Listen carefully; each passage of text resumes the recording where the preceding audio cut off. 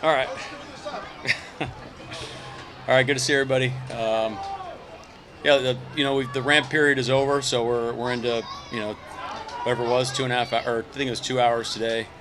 Pads on, ready to roll. Good practice. We'll check the tape. Offense won the day, so that was a good bounce back from yesterday. What's the thought behind the one-on-ones in front of the entire team? Oh yeah, it's just it's an opportunity to give the young guys a chance to shine in front of their teammates and had a little competition and spice it up a little bit. What about the impromptu end of half situation? It's just a 2-minute situation. The mystery situation. Yeah, it's something now that most of our situation installs in that it just keeps us on our toes. More reps for myself, Grubb, Brian, working operation, just identifying the situation, the guys understanding what they're in, and then just kind of apply the tools that we've installed up to this point where everyone's got to stay on their toes. So it's fun. It's a good situation, and we'll do that probably the rest of camp. What have you learned about your team with the pads on the last 2 days that maybe you didn't know in OTA minicamp in the first few days? I think we're still learning who we are. I think we're still chasing that. I think the guys are bought in. It's great tape to coach off of. It's great tape to eval guys on, but we're I wouldn't say far away, but we're a ways out right now. But we have plenty. We have time to do it. We just got to make sure we take advantage of each day. Coach, analytics have become a big part of football. I'm curious how you're going to utilize that in your decision making, especially on things like fourth down. Well, good data is good data, and you want to be able to let that drive a lot of your decisions. But there is a human element as well in real time, and those will drive kind of how we game plan throughout the week, how we communicate, how the players expect us to call things. But we do want to be aggressive, so we do have. But in order to do that, you have to be good at those situations. So we need to be a good short yardage team. We need to be able to move people off the ball. We need to be able to operate. And so those are things that you're going to consider in those situations. Byron Murphy and Christian Haynes the last 2 days. We've kind of seen that in almost as it goes on. We already saw Haynes with the ones a lot today too. Lincoln had a vet day, so that was a little bit with Christian with the ones. But yeah, both guys are having a good camp. They're putting them to the test. We're putting them through the fire right now, but they're responding. Mike, what did you like about what the offense did today? Yeah, I felt movement up front. Especially with the second group, so that's a challenge for the second defense is to respond to that challenge. We can't be getting knocked off the ball. What have you seen from Reek Woolen, both in the player you studied when he got here and also in this camp? I see iron sharpening iron out there when he's going against the Wild, especially DK. But just someone that's on a mission, and he's responding to the coaching and he's bought in, and I think the players are excited about him. So.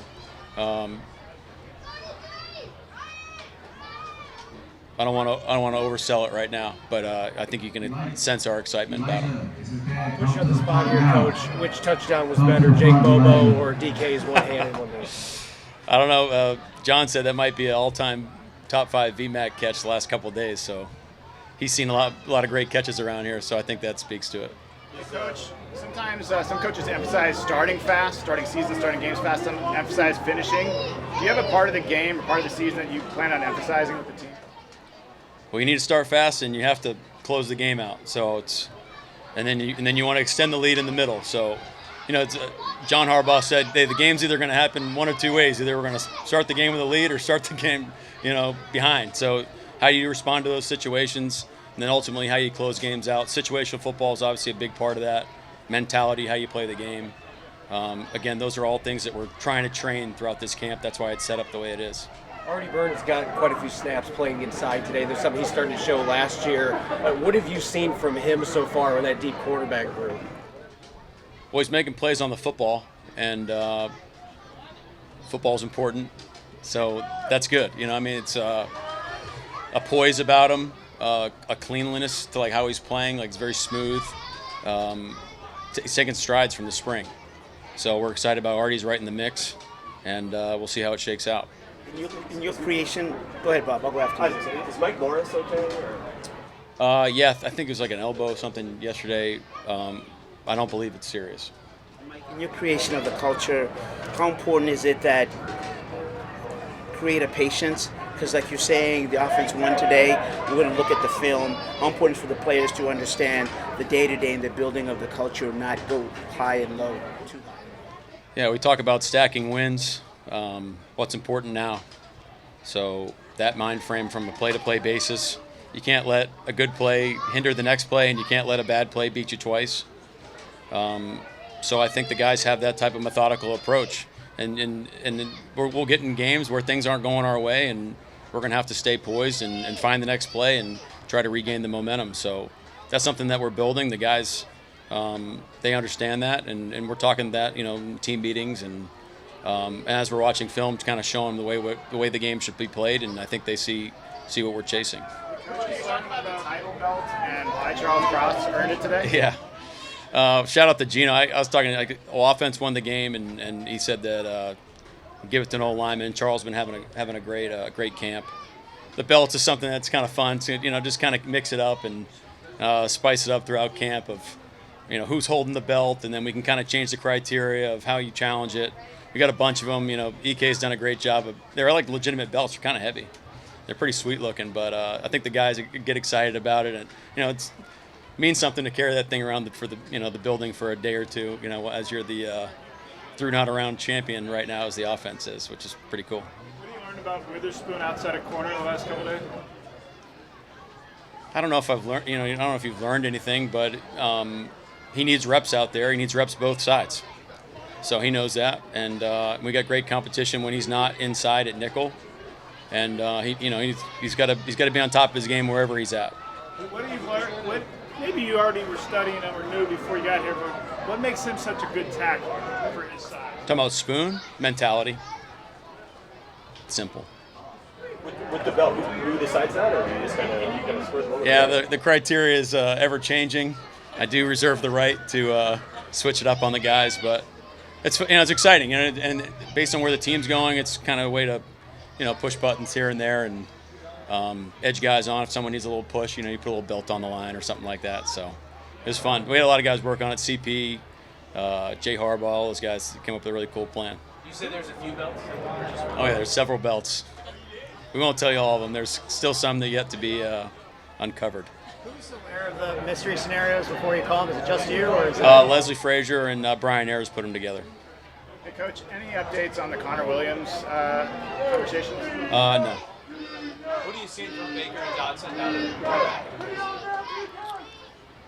Well, it's they're doing a good job. It's a process, and we're ramping up the reps.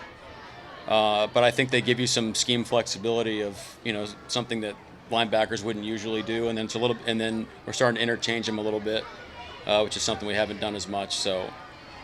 It's exciting to see kind of where it unfolds right now, but we're kind of we're in the build phase. And how's Dodson been doing handling the communication given the time that he missed? Guys are doing a good job. I mean, we can get to some calls where there's a lot going on, and to be able to communicate that. So we've had a couple things that have happened in the first few days that that we've realized that, hey, we need to do better than we've been doing, getting everybody on the same page, all three levels. Look, it's easier to say, like, hey, I got the green dot and I'm making the calls, but when guys are breathing heavy and people are coming back and the offense is going fast, it's like there's a lot going on. It's not an easy task. So those guys have done a great job of understanding how important it is that we're all on the same page, and if we decide that we want to give a certain look, that all 11 guys really matter in giving that look. And if you have one guy that doesn't get the call, that's not good enough. And I think we've seen a pretty good improvement over the last couple of days. We got a deep wide receiver room. How much does experience of guys like Cody White, Chanel, who've been in the league a couple of years, does that matter this time of year? What do you mean, like the experience of the? Because you got a lot of young receivers, but then you got a couple like White and Chanel who've been around the league a little bit. I don't think we're looking at it through that lens. I think we're just looking at what's the best for the team, how special teams comes into play. All those things, but I don't necessarily think you're thinking about age. Hey, Coach, if you were giving a player advice on how to get your attention and your respect in camp, what would you give him? Just play hard as crap, man, every snap. Just, play like the way we expect people to play.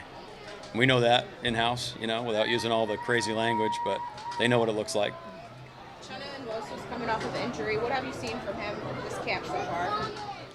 Well, I think he's had a productive camp. He's probably argued that that he deserves some more stats that we've credited him for in the defensive room, which is a daily conversation. But we love Chenna. I mean, he talk about the mentality that you're looking for on our football team. He's a leader that we're going to rely on, especially with his opinion about how we run things, and someone that we value a lot. And his toughness, his physicality, pass rush flexibility inside and out, underrated dropper, underrated player in coverage. So. Yeah, very excited about him, but he's had a really good camp. Is it a big day for Leonard Williams? Yes. Anything else? Thank you. Okay. Thanks, guys.